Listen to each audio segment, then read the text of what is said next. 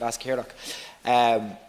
Minister, I suppose there's three aspects that I'd really like to focus on in my remarks this evening, and the first one is actually what I would describe as a strategy, a public relations strategy that's going to combat vaccine scepticism, because we've seen reports in the last week alone that 1/3 of Irish people are very wary about the vaccine. 12% of Irish people believe that they're not going to take the vaccine at all.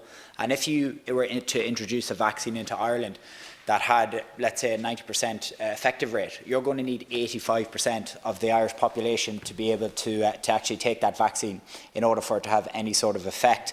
So I think it's very important that we make it really clear-cut and really obvious that this vaccine is safe to take, that it has to be taken for the greater good, and that there be no problem with it. It will be a difficult task to try and do, because we've seen on social media we've seen it become such a trend in social media that, you know, conspiracy theories, downright lies, whatever else, can take hold, can take the imagination of the public, and can, you know, for want of a better word, can essentially spread like wildfire. So I think we need a really clear, and as Senator Byrne said earlier on, pro-science approach based on logic, based on data, that will show that we have to take the vaccine, and it has to be done as soon as possible. The second point that I want to focus on is what I was talking about earlier on during the week in the Senate, which is what is the rollout strategy. So then what is the actual strategy for getting the vaccine out across the whole population? And to me, that can actually be a couple of things. I would think on the first instance, we need to, when the Taoiseach brings this to government, I think on the 11th of December, as he said he wants to do, I think that then should be published to the public at large to show, and I think that would be really good coming out of this lockdown now, that it shows people that there's a real light at the end of the tunnel, that this is the vaccine rollout strategy, this is what we're going to do to get it through our population, and these are the time frames and the targets of when we want to do it. I think that will provide people with a great deal of solace going into December, going into Christmas, and going into early January. And what does that rollout strategy look like? Well, to me it says, here's our list of tiers of people that we're going to vaccinate first.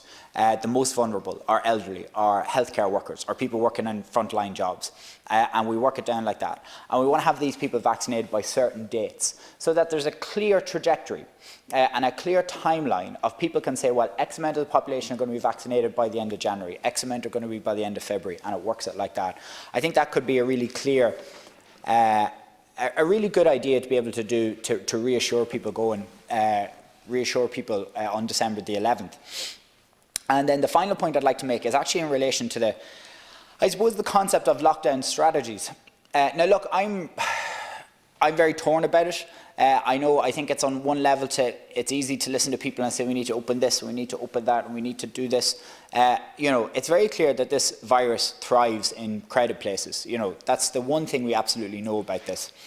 And I really don't think it's going to be about 2 years away before countries across the whole world can actually sit down and say, well, Ireland did it right, or New Zealand did it right, or Sweden did it right, when actually clear clinical data is going to be available to people.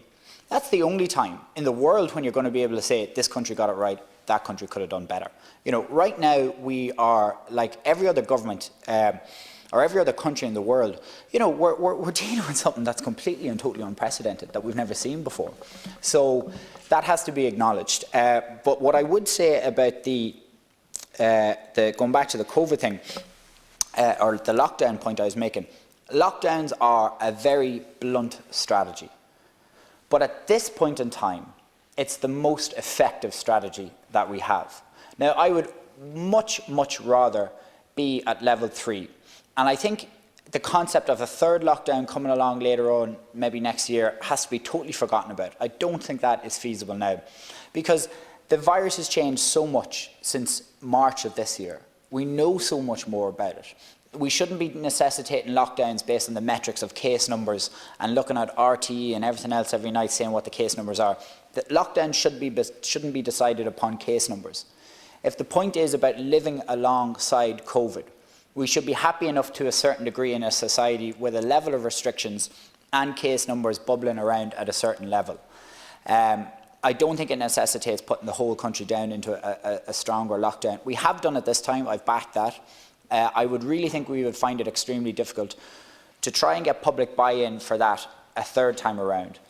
But if we do produce, and to finish up on this, if we do produce a really clear vaccine strategy and a rollout strategy to say, here we are, guys, this is the final extra time as such in this COVID nightmare that started, nearly 10 months ago.